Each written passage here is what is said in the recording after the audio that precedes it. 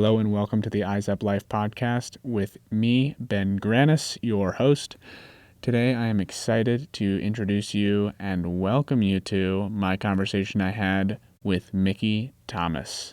Mickey Thomas is a professional off-road racer, something that at the time was completely new to me, and he very much educated me on what the power sports world is all about. Before we get a little bit more into that, I just want to share Eyes Up Life is a podcast that was born after I completed a 7,000-mile bike ride around the United States to raise awareness for distracted driving and to promote digital wellness. And now I am sharing with you stories and conversations with athletes and affiliates of Maxxis tires.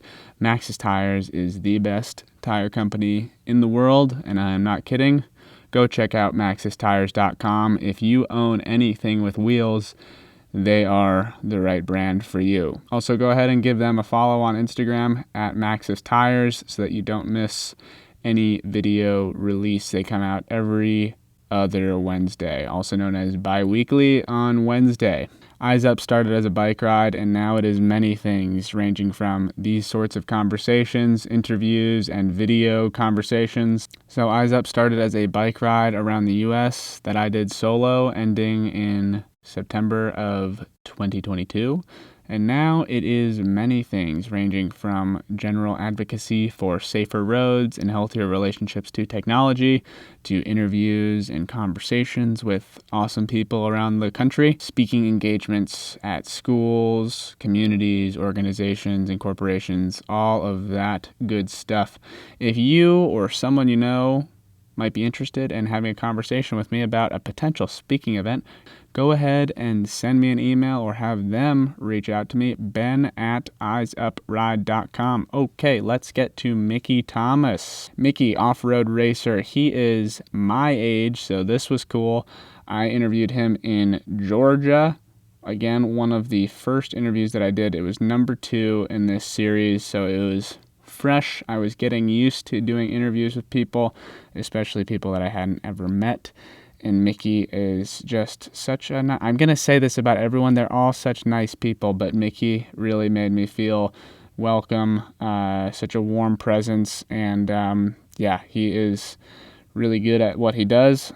Again, obvious because these people are professionals, but it's a new thing for me. So I'm going to say it when it's true, and it is true this time. Mickey will share about his life and experience, and I hope you enjoy the conversation. Stick around to the end to hear what's going to be next in the series, and we'll talk to you soon. Enjoy. Bye-bye.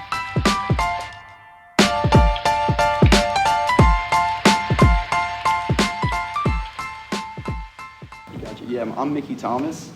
We're in Dawsonville, Georgia at my race shop. I race Pro 2 off-road trucks in the Championship Off-Road Racing Series. They're like 800 horsepower trucks with 18 inches of wheel travel. We hit jumps, stadium racing, so we're in front of a big crowd, racing 20 other trucks. It's a lot of fun. It's kind of like, I like to call it a mix between NASCAR and MMA because it's super high speed, but a lot of crashing and banging, and it's a high action sport. How did you get involved in this sport and power sports generally? Yeah, I got involved in this through side-by-sides. I got a Polaris RZR as a Christmas gift, actually, when I was about 16 years old. Entered a local race in Georgia, did really well, won the championship the next year in that local series, and honestly just kind of climbed the ladder. Got all the way up into, kind of discovered short course racing, found out about the trucks, knew I wanted to get into it. A team helped me get a ride and into a truck and did super well. And, this past year, we won more races than any other driver in my class. So we've had a lot of success. And every year just keep getting better. It's been a lot of fun. So for me and for a lot of people who know almost nothing about power sports, what's side-by-side and what's the Pro V2? What is that?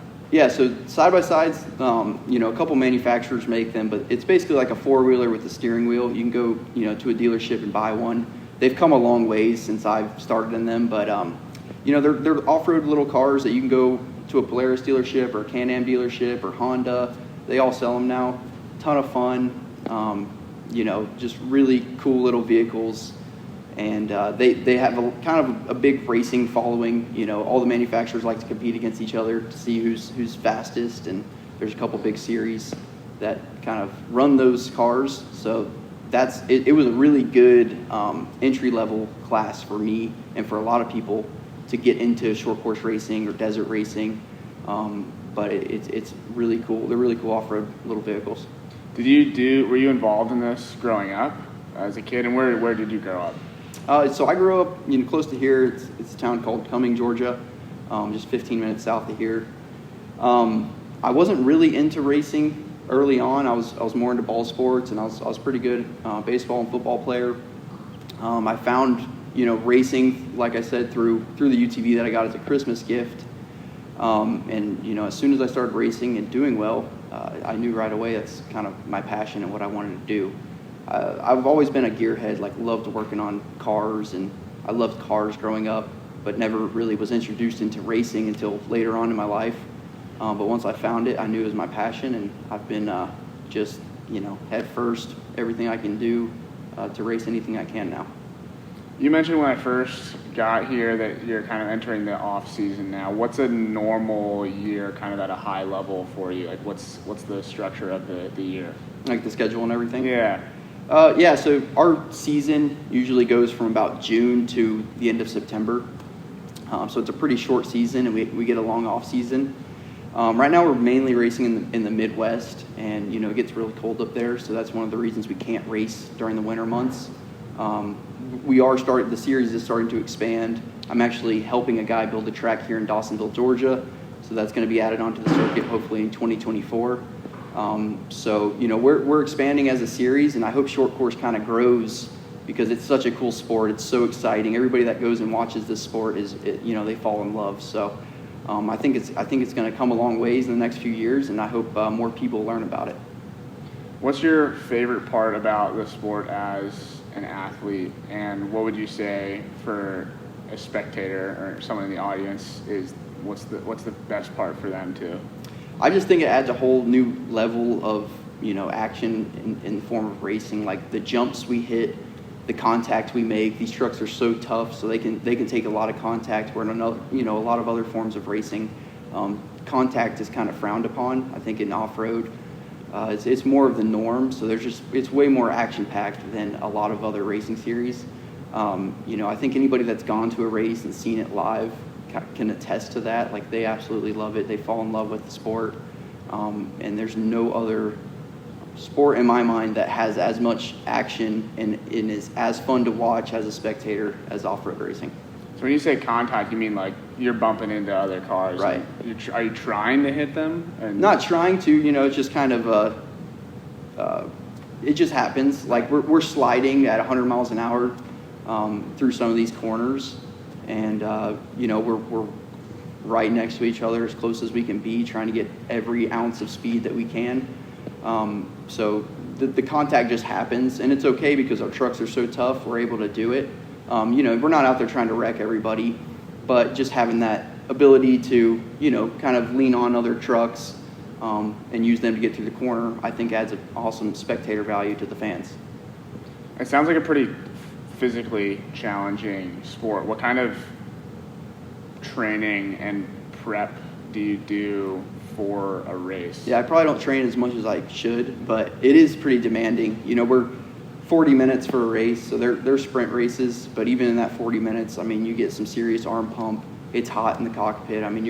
You're surrounded by motor. The motor sits right next to you, so that exhaust is burning up. So especially in the summer, you lose a lot of water. I just try to stay hydrated. I definitely warm up and loosen up before the races, because it can be tough physically. How about in the off season? What do you do for fun or to help you get ready for the next season? So all off season we're slam packed with work to do on the truck. We're building spares because of all that contact. We have to have a lot of spare bumpers, spare Nerf bars, spare suspension parts. So we'll spend our time kind of building the spares. Aside from that, I like to mountain bike, go on the boat. Just I love having fun. I've got tons of toys. That's what I love doing. Go-karting. I have other race cars that I like to go race on the street and a couple other things. So I just try to stay busy, stay active, stay fresh. Our off season's so long. I try to stay behind the wheel of something. How did you get involved with Maxxis and create that sponsorship? So yeah, I found Maxxis through off-road. They've been involved with off-road for longer, way longer than I've been around. So I knew they were a big tire manufacturer in the sport, and they made the best tires. After some success I had, I approached them. They started helping me out real early on in my career, and they've been with me, from me just getting started to, winning all these races now. So they've been a huge part of my program. They make awesome tires. I mean, their Razor AT tire that they just came out with, I mean, it makes incredible grip in any situation. Like, I think it's a huge part to my success. The durability, everything about them. They beat every other tire in every aspect, and that's why we're able to win so many races this year.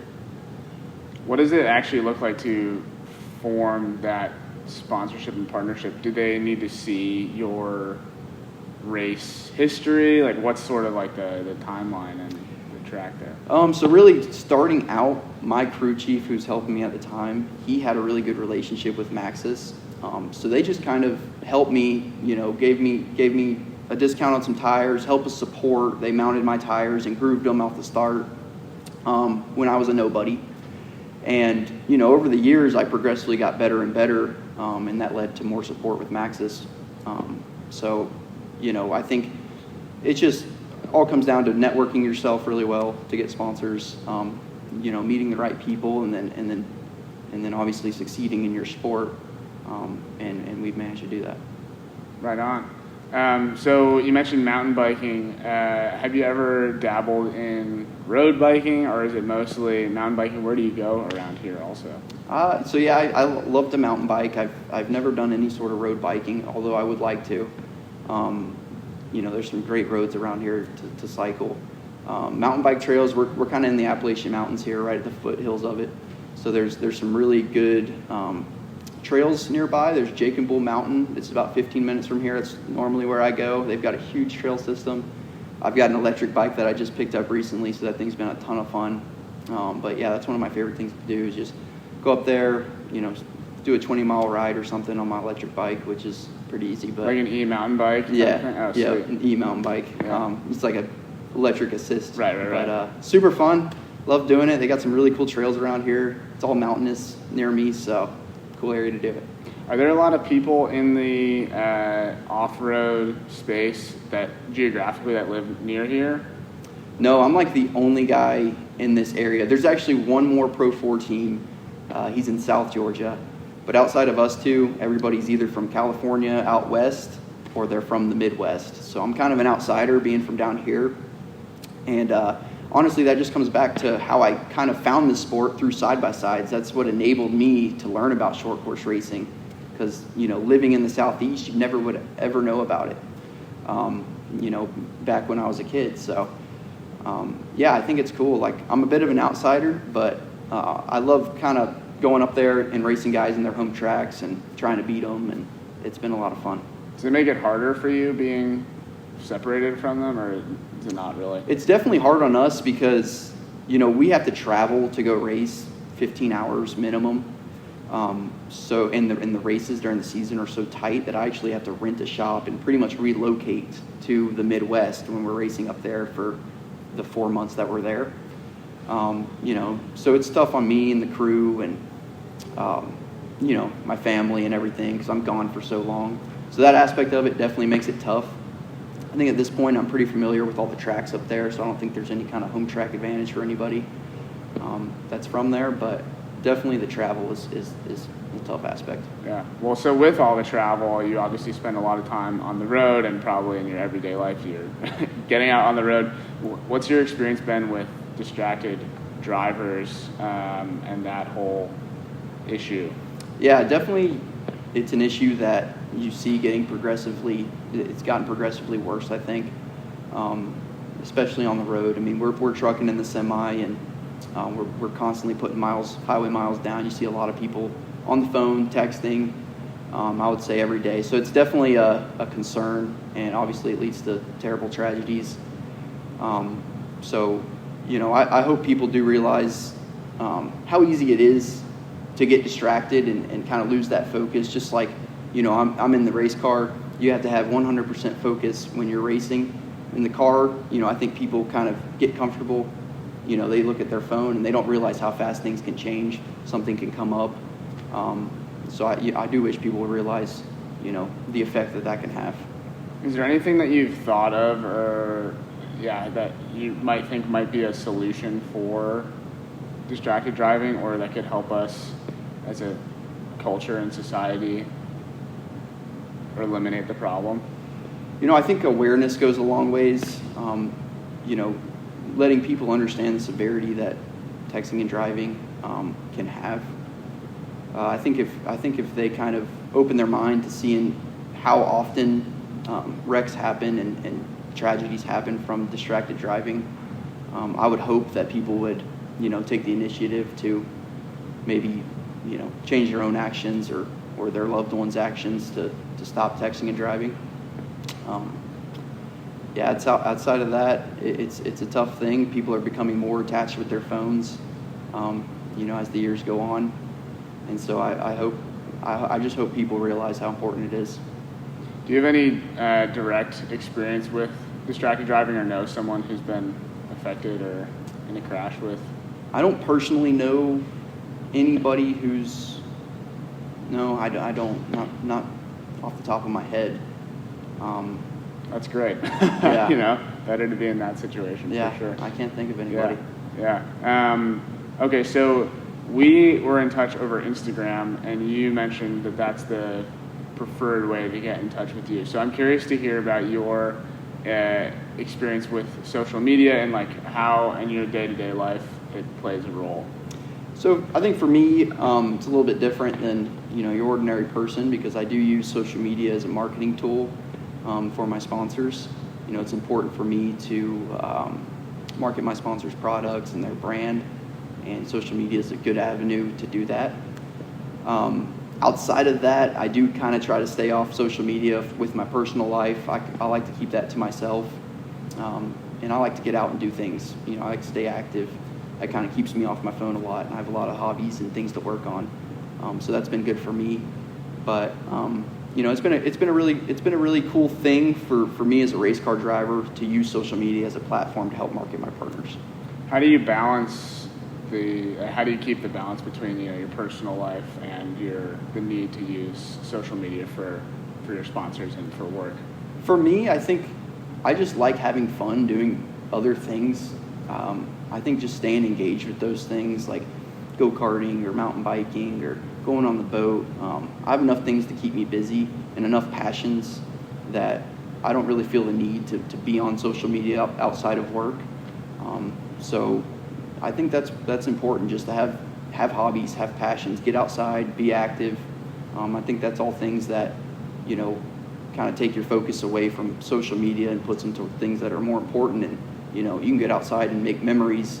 You're never going to remember, sitting on your phone on the couch looking at Instagram or whatever. So I think it's important for people to get outside, make memories, make relationships, and live a little more outside of their virtual world. Do you think any of that comes back to your upbringing? Could you share a little bit about your childhood or younger years that maybe play a role into your focus on doing things that you love? Yeah, I think my dad has a huge influence on that for me. He's just he's wide open all the time. He loves doing things. Growing up, he would take us, snowboarding, anything you can think of. He was 100% active, showing us how to do so many different things. So as a child, I was always active, always in sports, and he was a fun haver from the get-go. And so I think that's kind of had an influence on how I see life. I like getting out, having fun, doing things. So he definitely had a big influence on me. What was your favorite thing to do as a kid growing up? I loved riding dirt bikes. I was huge into dirt bikes. I got in a really bad accident got a bad concussion, tore my leg up, and that kind of ended that. That kind of actually what got me into UTVs, because they had a roll cage, so they were safer. But I've always loved power sports. That's, been a huge passion of mine since I was a kid. Yeah, have you had any setbacks since you've been in your professional racing career? Yeah, definitely. In 2000, I was shooting a kind of a commercial for one of my sponsors, Mystic Lubricants, and I had a really bad crash, probably the worst one I've ever had. And I got a real bad concussion and neck injury. Still bothers me to this day, just in various ways. That was pretty tough to get through. But even through kind of the recovery of that, I was still able to stay successful in racing, and stay racing. But that was a big challenge for me, for sure. Yeah. What keeps you going, knowing that those are risks, especially now that you have a family and are getting older? You're not old by any means, but what keeps you excited about what you're doing? Just my passion for the sport. I think that keeps me motivated every day I wake up. It's nerve-wracking sitting in the truck, getting ready to race. In the back of your head what can happen. But as soon as the green flag drops, your adrenaline kicks in. You forget everything, and I think that's what I love so much about it. It's just there's nothing that can get you in the zone like racing can do. As soon as you go, you're 100% in flow, just in the zone. Nothing else matters. There's nothing I've found that puts me in that zone like anything else. Is there any advice that you could offer to someone who maybe dreams or is aspiring to be in, maybe not in the power sports world, but someone who wants to feel what you feel while doing your job, but is maybe doing something that they are less excited about? What advice would you offer them to get involved, kind of? Yeah, I think power sports, there's a lot of different things, dirt bikes, ATVs, the UTVs, like how I got started. They're more affordable. You can just go to the dealership, pick one up. They're just a ton of fun. I mean, you're gonna get a huge rush from driving those things. And honestly, they can do, especially the UTVs. You can just go to the dealership, pick one up right off the showroom floor, and go hit 60-foot jumps. They're pretty incredible how far they've come these days. So those are a blast.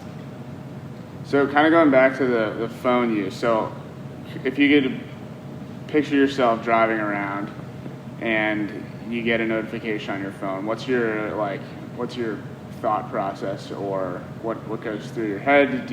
Are you tempted to respond to it? Do you have do not disturb on your phone while you're driving? What's your use? Yeah, I'm not perfect. If I get a text message that pops up, of course I get the urge to look at it or respond however I can. I know I'm on the road a lot, so I do have a nice system set up in my truck where I can just voice over respond to people. That's usually what I do. But it's always there as a distraction, So it's definitely something that I need to work on myself, just kind of staying more focused on the road. But I think there's a lot of tools out there nowadays to, like I said, have it all on audio where you can respond with voice commands or whatever that help, keep your focus on the road. Yeah. Well, it sounds like you don't have a problem with distractions in your everyday life with your phone and things like that. What would you say is the biggest distraction from your phone these days that maybe takes you off your focus? Takes my focus off my phone? Yeah, no, sorry, poorly phrased question. What is the most distracting thing about your phone that takes away your focus from work or?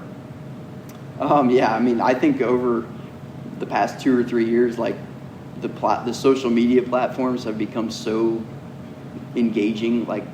They're doing a great job attracting people, getting your attention. Like TikTok, I do get stuck on TikTok just scrolling through videos sometimes.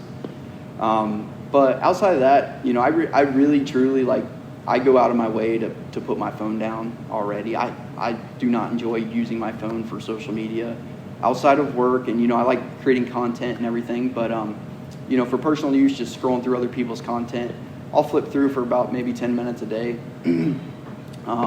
But outside of that, like I said, I think I stay busy with so many other things that I'm just never short of something to do. So I never get bored. I'm in the shop working. I live where I work, so I'm able to come down here and work till I'm ready for bed, and that's usually what I do. What do you do while you're working? Are you listening to music? Are you talking to Joe? What's his role here? Mechanic? Yeah. Yeah. What's your day-to-day? Definitely usually have some music going. That helps me keep focused. Any favorite genres or?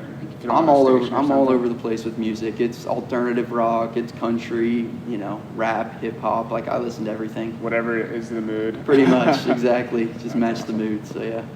How about you're not far from Atlanta. Do you ever go to Atlanta for like fun events? Like, what's your like off-season ideal like outlet away from home? Yeah, I'm not a big social guy, but I do like going to Atlanta, like a bunch of super nice restaurants, so I'll go down there for a dinner date or something.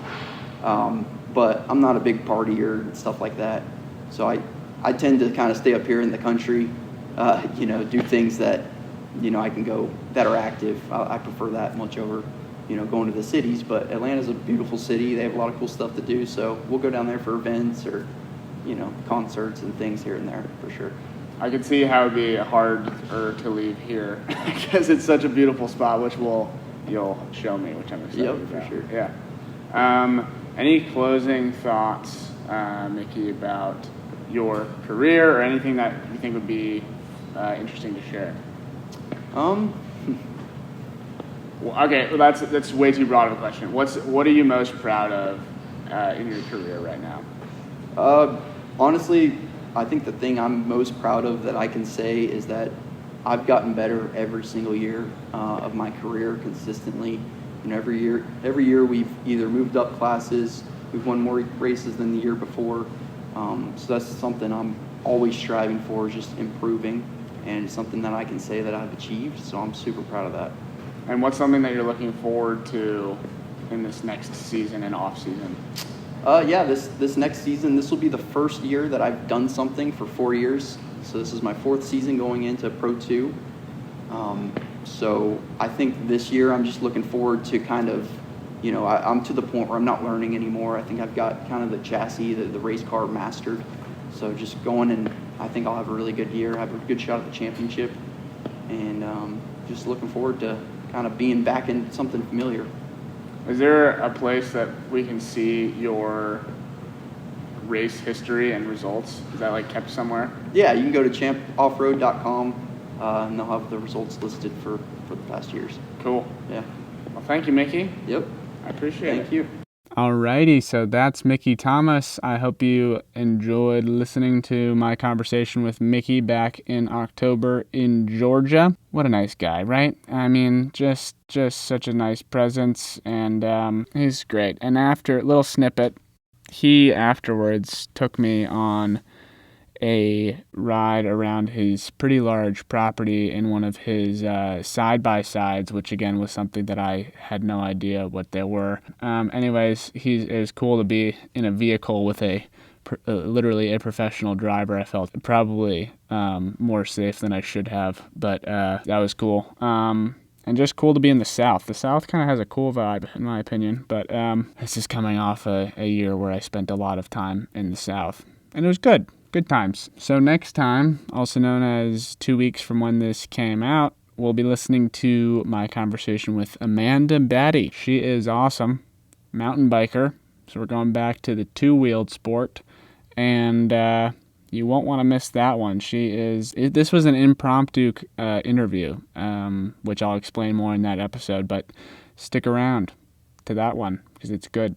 And again, if you haven't watched the video with Mickey Thomas or any of the other people that I've interviewed that have been released so far, check out Maxxis Tires on YouTube and subscribe to this podcast. Follow Eyes Up Ride on Instagram and Maxxis Tires also on Instagram, and have a fantastic day. Don't forget to drive distraction-free. Turn on driving focus. If you don't know how to do it, check out eyesupride.com/resources, and you'll learn how quickly. Drive safely, live eyes up, and we'll talk to you next time. Goodbye.